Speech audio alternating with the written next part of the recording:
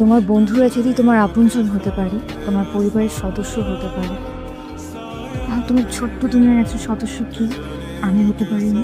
কখনো কিন্তু ছেড়ে যেতে পারবো না। ঠিক আছে।